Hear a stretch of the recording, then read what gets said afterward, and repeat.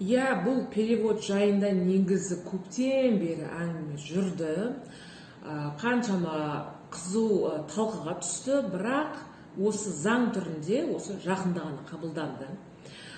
Сондай айта кететін жайт, егер де сіз ИП болатын болсаңыз, өзіңіздің Каспий Голдыңызға ешқандай да төлемдерді қабылдамаңыз. Өйткені сіз ИП болатын болсаңыз, сіздің ИП-ға арналған өзіңіздің былайша айтқанда отдельный счетыңыз болу керек.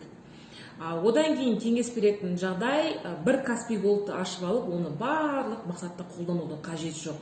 Алиментке де сол, зарплата алатын счет та сол, жаңағы басқа да төлемдер түсетін ақша, яғни туысқандардан немесе тағы бір мүмкін қосымша кәсіппен айналысасыз, солардың барлығын бір Каспий Голдқа не қылудың қажет жоқ. Бір Каспий Голдқа байлап қалудың қажет жоқ.